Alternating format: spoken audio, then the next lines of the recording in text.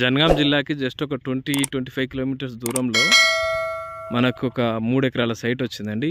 Almost ఇవి కనబడేటి ఇండ్లండి. ఇండ్లకు almost దగ్గర ఉన్నది సైటు. ఇది దారి అండి మనకు. ఇక్కడ నుంచి ఇగో ఇక్కడ స్టార్ట్ అవుతుంది.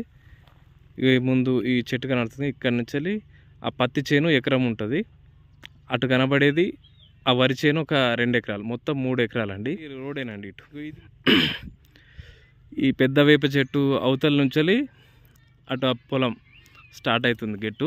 అక్కడ మనకు ఆ మూల మీద ఒక బావి ఉంటుంది, అవతలకు బోర్ కూడా ఉంటుందండి. చూద్దాం ఒకసారి. మనకు డబుల్ బీటీ రోడ్కి వచ్చేసి ఇది మనకు ఒక జస్ట్ ఒక 1 కిలోమీటర్ ఉంటుందండి. 1 కిలోమీటర్ లోపే ఉంటుంది. ఇక్కడ ఉన్న ఈ చెట్లు ఇవంతా దారి ఫేసింగ్, రోడ్ ఫేసింగ్ ఉంటుంది. ఆ మూల మీద మనకు బావి ఉంటుంది, ఫుల్ వాటర్ అండి.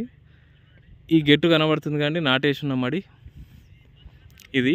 అక్కడ ముందు మనకు అక్కడ బోరు పాయింట్ కూడా కనబడుతుంది, అందులో కూడా వాటర్ ఫుల్ ఉన్నాయి. కాకపోతే బావిలో వాటర్ సరిపోతున్నాయి కాబట్టి వాడట్లేదు దాన్ని. ఆ ముందు ఆ చెట్టు కనబడుతుంది కదా, ఈ మొత్తం నాటేసిన మడేనండి మనకు. ఇది ప్లస్ ఇగో ఈ పక్క పంట ఉన్న ఈ పత్తి చేను మొత్తం దాంట్లోకి ఎకరం వస్తుంది, దీంట్లో 2 ఎకరాలు వస్తుంది. టోటల్ 3 ఎకరాలండి. మనకు విలేజ్కి ఆనుకునే ఉంటుంది. సూపర్ సైట్ అండి.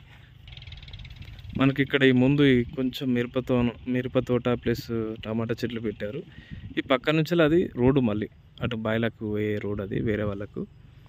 ఇగో ఇదంతా కూరగాయల టైప్లో ఒకటి పెట్టుకున్నారు చిన్న మడి. ఇగో ఇది మనకు వరి చేను. ఇది మనకు రీసెంట్గా వరి నాటేశారండి.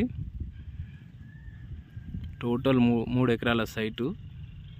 చాలా బాగుందండి. మనకు విలేజ్ కూడా పక్కనే. డబుల్ బీటీ రోడ్కు జస్ట్ 1 కిలోమీటర్ లోపే ఉంటుందండి.